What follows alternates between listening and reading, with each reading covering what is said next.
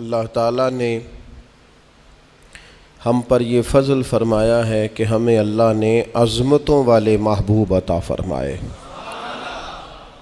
نبی پاک صلی اللہ تعالیٰ علیہ وسلم کا علم بھی بڑا عظیم ہے، حضور کے معجزات بھی بڑے عظیم ہیں، کمالات بھی بڑے عظیم ہیں، فضائل، شمائل، خصائل۔ حضور کو اللہ تعالیٰ نے جس زاویے، جس سمت سے عطا فرمایا ہے تو عظیم ہی بنایا ہے، لیکن قرآن مجید میں ارشاد فرمایا کہ وَإِنَّكَ لَعَلَىٰ خُلُقٍ عَظِيمٍ، محبوب بے شک آپ کے اخلاق بھی بڑے ہی عظیم ہیں، آپ عظیم خلق پر ہیں، عظیم اخلاق کے مالک ہیں۔ ایک ہوتی ہے خلق، ایک ہوتا ہے خلق۔ خلق کہتے ہیں انسان کی ظاہری تخلیق کو، اس کی ظاہری خد و خال کو، صورت کو، اور خلق کہتے ہیں اس کے باطنی اوصاف کو، اس کی سوچ کو، اس کی نرم دلی کو، اس کے اچھے جذبات کو، اس کے خلوص کو، اس کی عاجزی کو، اس کی محبت کو، اس کے للہیت کو، اس کے باطن کے اندر جو لوگوں کے لیے اچھے جذبات ہوتے ہیں، اس کو خلق کہتے ہیں۔ اللہ تعالیٰ نے حضور کو جو خلق عطا فرمائے وہ بڑے ہی عظیم عطا فرمائے۔ نبی پاک علیہ الصلاۃ والسلام کے اخلاق کے اندر جو کمالات تھے وہ ذرا انفرادی تھے۔ ہمارا آج جو سب سے بڑا مسئلہ ہے وہ نہ اقتصادی ہے نہ معاشرتی ہے، ہمارا سب سے بڑا مسئلہ اخلاقی مسئلہ ہے۔ قومیں، ملتیں، قبیلے جب اخلاق چھوڑ جاتے ہیں اور جب وزاداری چھوڑ جاتے ہیں اور جب عظمت کردار چھوڑ جاتے ہیں تو وہ خود بخود بیک ہونے لگتے ہیں، وہ پیچھے ہٹنے لگتے ہیں۔ بہت سارے لوگ بام عروج پر ہوتے ہیں، آگے نکلتے ہیں، لیکن اپنی اخلاقی کمزوریوں کی وجہ سے وہ پستیوں کی طرف سفر شروع کر دیتے ہیں۔ انسان کے لیے سب سے زیادہ ضروری یہ ہوتا ہے کہ وہ اخلاقی مضبوطی اپنی طبیعت میں پیدا کرے۔ بہت سارے دوست لوگوں سے پیار کرتے ہیں، لیکن بعد میں جب وہ ان کا اخلاقی رویہ دیکھتے ہیں تو خود بخود پیچھے ہٹ جاتے ہیں۔ ایک ہوتا ہے دوست کا ہونا، احباب کا ہونا، ایک اپنے قریبی لوگ بھی، بہن بھائی بھی اور اولاد بھی انسان کی اخلاقی کمزوریوں کی وجہ سے اس سے پیچھے ہو جاتی ہے۔ جب تک رویے میں، مزاج میں اخلاقی بلندی پائی جاتی ہے، نبی پاک صلی اللہ تعالیٰ علیہ وسلم نے فرمایا تم میں سے بہترین مسلمان وہ ہے جس کے اخلاق زیادہ اچھے ہیں، جس کی عادات زیادہ عمدہ ہیں، جو عظمت کردار کا حامل ہے۔ مزاج میں وفاداری ہونی چاہیے، مزاج میں خیر خواہی ہونی چاہیے۔ انسان بعض لوگوں کے لفظوں میں عاجزی ہوتی ہے، ویسے وہ عاجز نہیں ہوتے، ملتے بھی جھک کے ہیں، لیکن ویسے عاجز وہ کہتے ہیں میں نے شیشے میں اتار لیا ہے، میں تیز آدمی ہوں، دیکھا میں نے اس کو بھی قائل کر لیا ہے۔ وہ لفظوں کے لحاظ سے، جھکاؤ کے لحاظ سے عاجز ہوتے ہیں، فی نفس سے ہی عاجز نہیں ہوتے۔ کچھ لوگ جملے کے لحاظ سے، اٹھنے بیٹھنے کے لحاظ سے، آؤ بھگت کے لحاظ سے خدمت گزار ہوتے ہیں، ویسے وہ خدمت گزار نہیں ہوتے۔ کچھ لوگ ایسے ہوتے ہیں جو اچھے جملے ترتیب دے کے کسی کو قائل تو کر لیتے ہیں، اس کو اپنی ہمدردی کا اظہار تو دلاتے ہیں، اشک شوئی تو کرتے ہیں، تسلی تشفی تو دیتے ہیں، ویسے خیر خواہ نہیں ہوتے۔ ویسے وہ بڑی اچھی دھیمی باتیں کر کے کہیں گے کہ یار کوئی مسئلہ نہیں، تو پریشان نہ ہو، تو ٹینشن نہ لے، میں تیرے ساتھ ہوں، پر نہیں نہ ساتھ ہوتے یار۔ زندگی میں وہ عجیب لمحہ تھا، وہ میرے ساتھ تھا پر میں تنہا تھا، ساتھ ہی تھا بندہ پر میں لوگوں کے ہجوم میں بھی اکیلا ہی تھا۔ اپنے اخلاقی رویے میں، خلق میں، مزاج میں، یعنی ڈھل جائے طبیعت انسان کی، اس کے رویے عمدہ ہو جائے اور یہ کام کشید نہ کرنا پڑے اسے۔ ہمارے علماء نے لکھا ہے خلق کا معنی یہ ہے کہ اچھے کام کرنے میں تکلیف نہ اٹھانی پڑے، خلق کا معنی یہ ہے کہ اچھے کام خود بخود بندے سے ہونے شروع ہو جائے، وہ خود بخود اچھے کاموں کی طرف اس کی طبیعت مائل ہو جائے، توجہ ہو جائے اس کا مزاج بن جائے. یہ کب ہوتا ہے؟ کس وقت ممکن ہوتا ہے؟ جب آپ ہر وقت کی اخلاقی بلندی حاصل کرتے ہیں. نبی پاک صلی اللہ تعالیٰ علیہ وآلہ وسلم کا ایک طریقہ تھا کہ حضور کے مزاج میں اخلاق. بعض لوگ ایسے ہوتے ہیں جو بعض اوقات ایسی حرکت کرتے ہیں، ہوتے ہیں لوگ جو ایسی حرکت کرتے ہیں کہ سخت رد عمل کی ضرورت ہوتی. بندے کا دل کرتا ہے نرا ڈانٹے نہ، ڈنڈا بھی پکڑ لے. کرتے ہیں بعض اوقات بعض دوست ایسے کام. اور پھر ایک اور بڑا خطرناک رویہ ہوتا ہے. آپ کو پتہ ہے اسلام نے سب سے زیادہ ناپسند کسے کیا؟ غیبت کو. آپ کسی کے خلاف، کسی کے قبیلے گھر کے خلاف کسی کونے میں کھڑے ہو کے بات کریں، پہنچانے والے پہنچا دیتے ہیں. جو مزے لے کے سنتا ہے وہ مزے لے کے پہنچاتا بھی ہے. یہ پکی بات ہے. جس نے آپ کو ٹائم دیا نا سننے کا، وہ باز نہیں آئے گا، وہ پہنچائے گا بھی. آپ کی اخلاقی کمزوری نظر آ جائے گی، واضح ہو جائے گی. آپ سامنے والے، اچھا کچھ لوگ وزادار ہوتے ہیں، انہیں پتہ چل جاتا ہے بندہ ٹھیک نہیں، لیکن پھر بھی وہ قبول کریں تو اس کا مطلب ہے وہ بندہ اعلیٰ ظرف ہے جس نے رکھا ہوا ہے. تو یہ سمجھتا میں چلاک ہوں، میں اپنی تیزی کے ساتھ گزارا کر رہا ہوں. وہ اعلیٰ ظرف ہے جس نے اتنا کچھ پتہ ہونے کے باوجود بھی تیرے لیے کوئی لفظ، وہ بندہ با اخلاق ہے، با مروت ہے، وزادار ہے، وفادار ہے. تو میرے عزیز، نبی پاک علیہ الصلوۃ والسلام نے ان اخلاق کی طرف ہماری توجہ دلائی ہے جن میں لوگ بچتے نہیں کہ یہ کام میں نے نہیں کرنا، مجھے کیا لگے، میرا کیا لینا دینا. مثلا ایک تاجر تھا حضور کے زمانہ نور میں، وہ پھلوں کی تجارت کرتا تھا، مشکات شریف میں موجود ہے. کسی وجہ سے اسے نقصان ہو گیا. تو انسان جب تجارتیں کرتا ہے، زندگی گزارتا ہے، تو جہاں اسے نفع ملتے ہیں وہاں کہیں کہیں اسے خسارے بھی ملتے ہیں. تو الگ بات ہے کہ ہم صرف نفعوں کے قائل ہوتے ہیں، خساروں کے قائل ہی نہیں ہوتے. وہ تاجر تھے، پھلوں کے تاجر تھے، بڑی اچھی تجارت کرتے تھے، کسی وجہ سے نقصان ہو گیا. اب وہ حضور کی بارگاہ میں آئے. ہمارے ہاں یہ ہوتا ہے کہ لوگ کہتے ہیں میرا کیا لینا دینا، بلکہ اگر کوئی بندہ اس طرح کا مسئلہ حل بھی کرا رہا ہو تو کہنے حضرت صاحب تو آڈا نہیں ہے کام. اس تاجر نے اس بارگاہ میں آ کے کہا جہاں جو آ جاتا ہے ہمیشہ بامراد ہی جایا کرتا ہے. یا رسول اللہ صلی اللہ تعالی علیہ وسلم، میں پریشان ہو گیا ہوں. اور پہلے جب آدمی مالدار ہوتا ہے تو دائیں بائیں رش بھی ہوتا ہے، اور جب اس طرح کے حالات ہو جائیں تو وہ جو بڑے قریبی ہوتے ہیں وہ بھی کئی دفعہ ساتھ چھوڑ جاتے ہیں. ساری عمر ہی آٹا گد ہے تے لکھاں کیتے پیڑے، اب وقت آیا ہی تے محمد بخشا کوئی نہیں ہوں بیٹھا نیڑے. لوگ نکل جاتے ہیں، کمزور پڑ گیا بندہ بیچارہ. حضور کی بارگاہ میں عرض گزار ہوا یا رسول اللہ تکلیف میں ہوں. تاجر تھا، پھلوں کی تجارت کرتا تھا اور مشکات میں موجود. نبی پاک علیہ السلام نے دعا بھی فرمائی، کرم نوازی بھی فرمائی، رحمت بھی فرمائی، عطائیں بھی فرمائی. لیکن حضور نے نا صحابہ سے فرمایا سارے مل کے اپنے بھائی کی مدد کرو.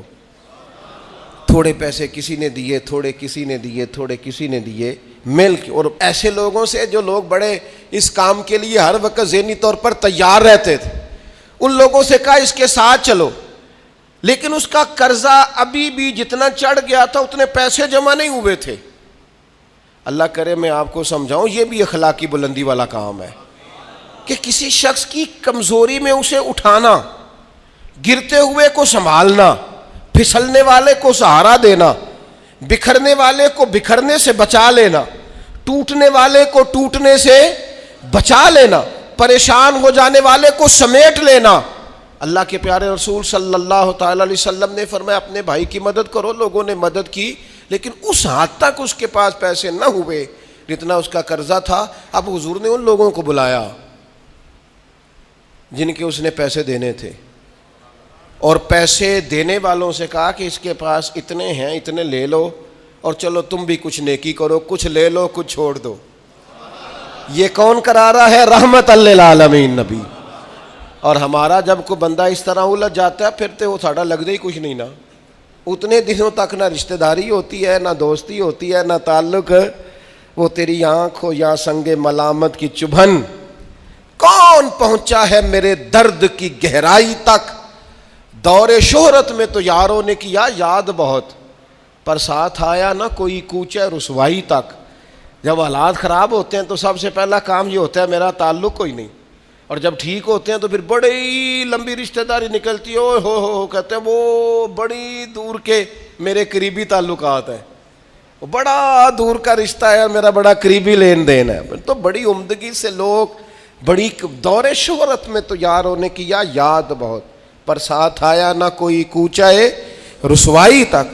جو عرض کرنے جا رہا ہوں اس پر آپ نے زیادہ غور کرنی ہے کہ اگر کوئی آدمی گر رہا ہو تو گرتی دیوار کو دھکا نہیں دینا، اسے سنبھالنا ہے.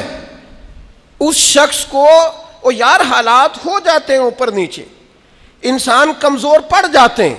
راہ چلتے چلتے کئی دفعہ گاڑی کا صرف پیٹرول ہی ختم نہیں ہوتا، جو مفت میں پانی ملتا ہے کئی جگہوں پہ وہ بھی ختم ہو جاتا ہے، اور قریب قریب اس کی بھی کوئی شناخت نہیں ہوتی. کئی دفعہ صرف اور صرف پیٹرول کا مسئلہ ہی نہیں ہوتا، وہ جو 20 روپے میں ہوا ٹائر میں بھری جاتی ہے کئی جگہوں پہ وہ بھی نہیں ملتی. تو تسلی کے لیے اخلاقی رویہ یہ ہونا چاہیے کہ اگر کوئی بندہ کہیں کمزور پڑ رہا ہے، گر رہا ہے، تو اس کی اس کمزوری پر اسے تھاما جائے، اس کی حوصلہ افزائی کی جائے، تسلی دی جائے. لیکن ہمارا یہ ماحول نہیں ہوتا. میں اکثر کہتا ہوں دوستوں سے کہ جو آدمی اپنے گھر کی تیسری منزل شروع کرتا ہے نا، تیسرا لینٹر ڈالتا ہے، اسے سارے جا کے انہیں پائیا کو کم ہو جاتے دسی بھائی ہونے کیوں دسنا ہے، مالدار آدمی ہے تیسرا لینٹر ڈال رہا ہے.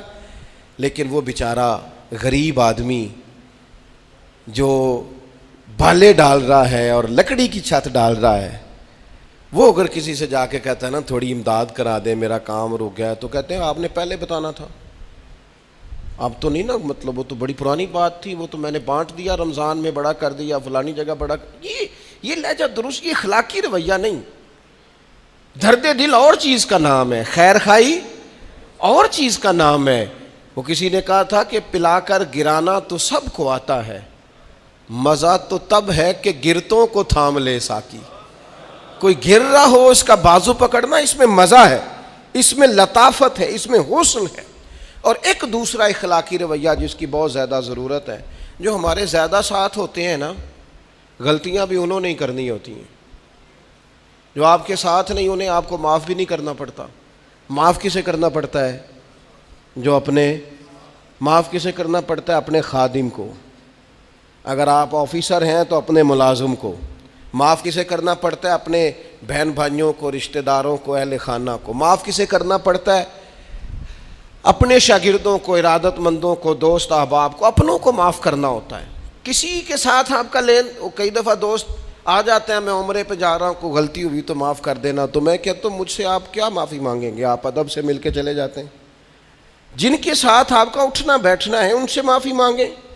جو زیادہ قریب رہیں گے غلطیاں بھی تو وہی کریں گے نا، جو روز مانتے ہیں، کسی وقت سستی بھی دکھاتے ہیں. تو معاف تو کرنا ہوتا ہے اپنوں کو. ایک خاص بات کروں آپ سے، بیٹیوں کو معاف نہیں کرنا پڑتا، معاف بہو کو کرنا پڑتا ہے. کر کے تو دیکھو نا یار. ایک معیار ہے بیٹی کے لیے، وہ بیاہ کے کسی جگہ گئی ہے، اس کی شکایت آئی ہے، تو ہمارا جواب یہ ہے کہ ابھی بچی ہے، سیکھتے سیکھتے سیکھ جائے گی. یہ جواب بنائیں بہو کے لیے. اگر وہ غلطی کرے، اس کی ساس شکایت کرے، اس کا خاوند شکایت کرے، تو یہ بہو کے لیے بولیں کہ ابھی بچی ہے، سیکھتے سیکھتے. یہ بہو کے لیے بات کریں کہ بچی ہے، سیکھتے سیکھتے. یہ بہو کے لیے ضرورت ہے اس کی. بیٹی کے لیے تو اس کی ضرورت، بیٹی غلطی کرے تو اس کے وکیل بن جاتے ہیں.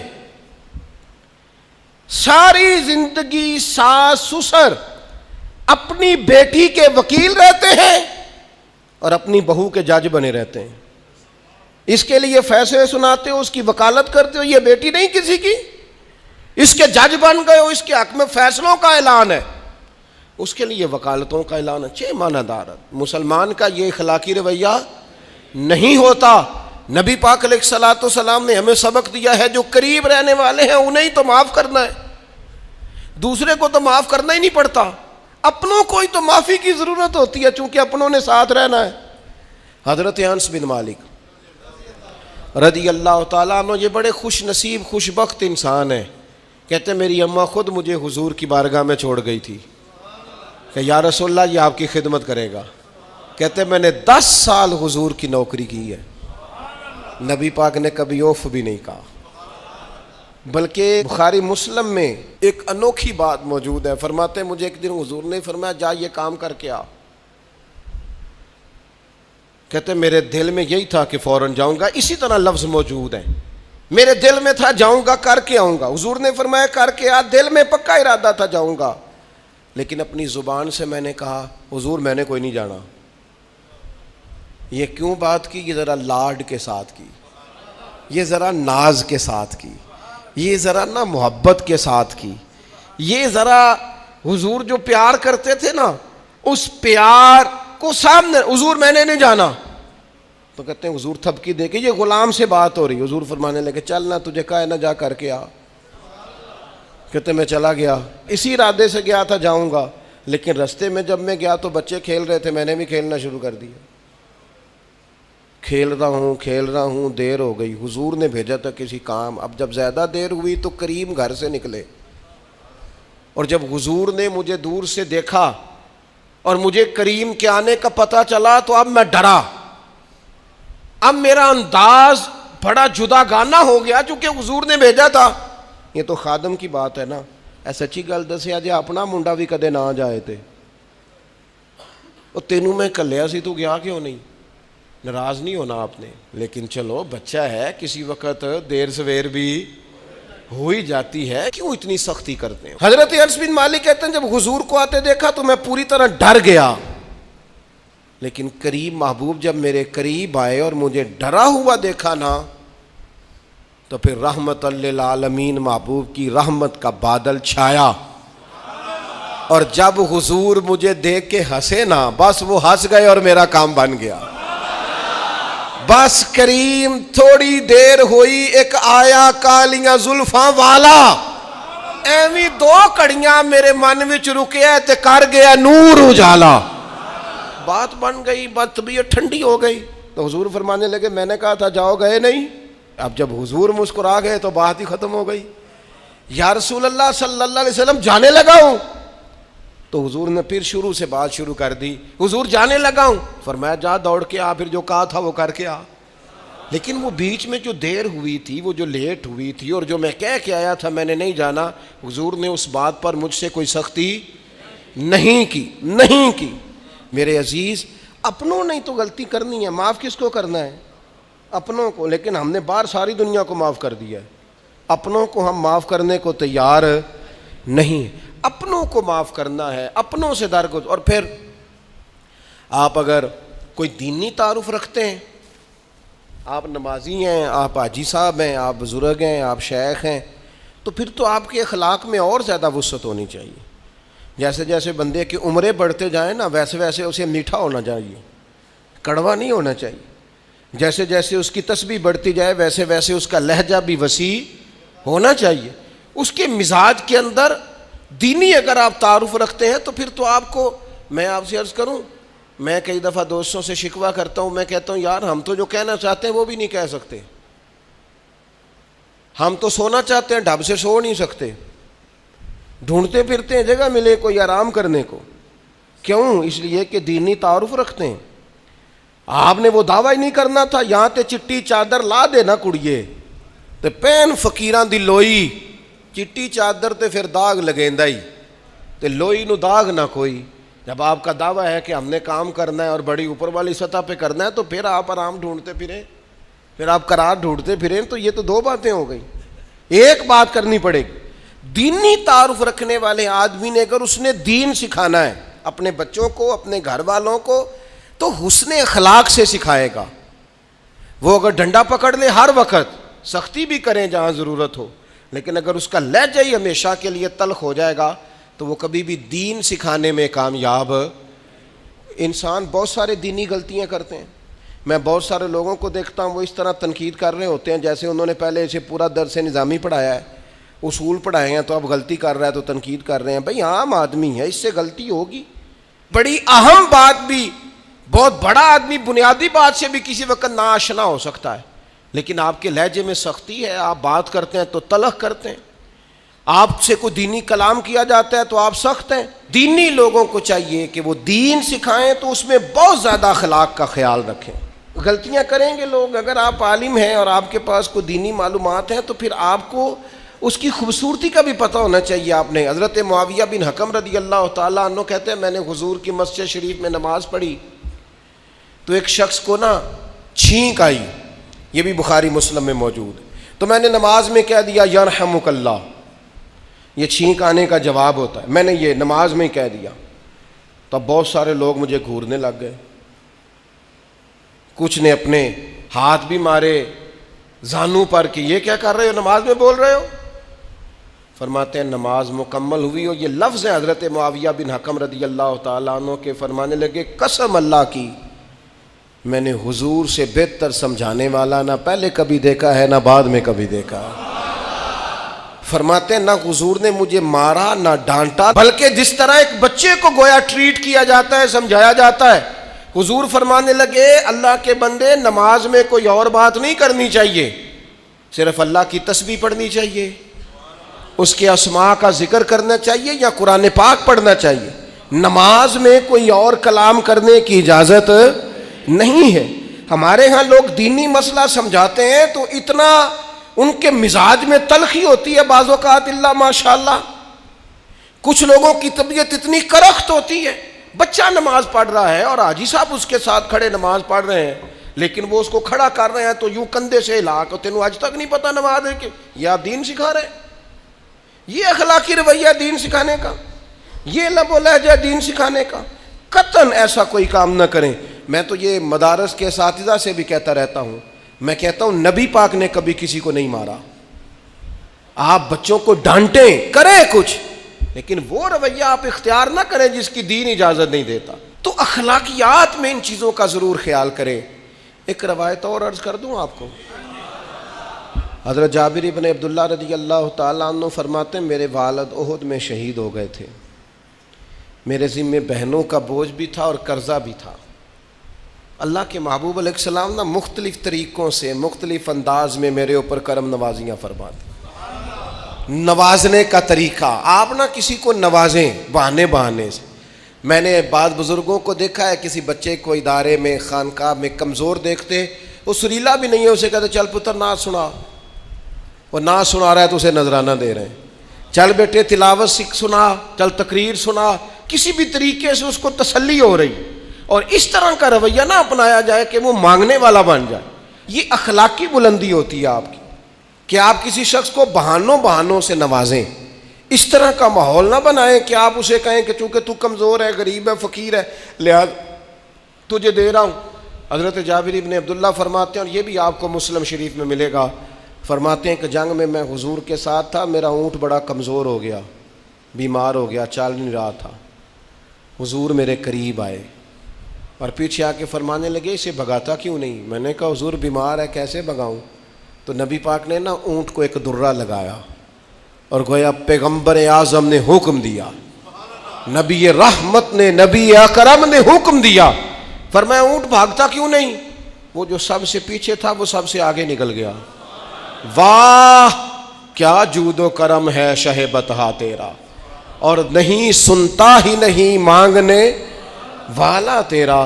سرکار نے حکم دیا, وہ اونٹ سب سے آگے نکل گیا. اب حضور گھوڑا دوڑا کے آگے آئے, فرمانے لگے جابر یہ اونٹ میرے ہاتھ بیچ نہیں دیتا.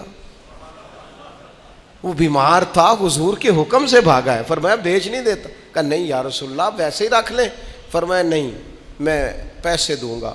یا رسول اللہ آپ کا یہ ہے. فرمایا نہیں آپ قیمت بتائیں. حضور ٹھیک ہے اتنے کا اونٹ ہے, میں مدینہ طیبہ جا کے آپ کی خدمت میں پیش کر دوں گا. حضرت جابر ابن عبداللہ فرماتے ہیں حضور نے مجھ سے اونٹ خریدا.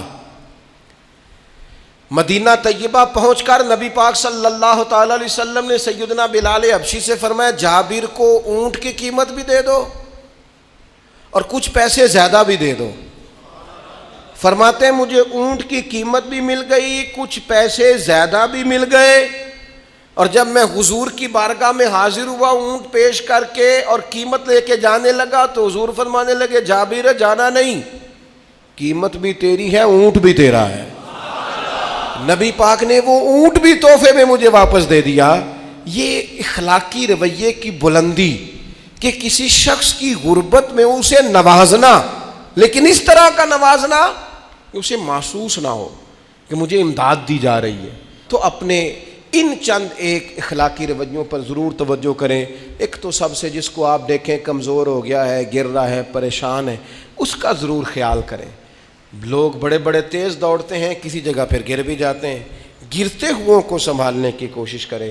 دوسری گزارش یہ کی ہے میرے عزیز، جو ہمارے قریبی لوگ ہیں انہیں تو ہم نے معاف کرنا ہے، اپنوں کو ہی تو ضرورت ہوتی ہے کہ درگزر کر کے اپنے ساتھ رکھا جائے، پیار کر کے اپنے قریب کیا جائے۔ اور تیسری گزارش یہ ہے کہ اگر آپ کسی کو دینی پیغام دینا چاہتے ہیں تو نہایت محبت کے ساتھ، نہایت خلوص کے ساتھ دینی مسئلہ آپ کسی کو بھی بتائیں تو اسے چھوٹا بچہ سمجھ کر آپ ڈیل کریں، شدت نہ اختیار کریں دین بتانے میں، وہ لہجہ اختیار نہ کریں جس لہجے میں محسوس ہو کہ آپ خود بااخلاق نہیں ہیں تو آپ کسی کو کیا سمجھائیں گے۔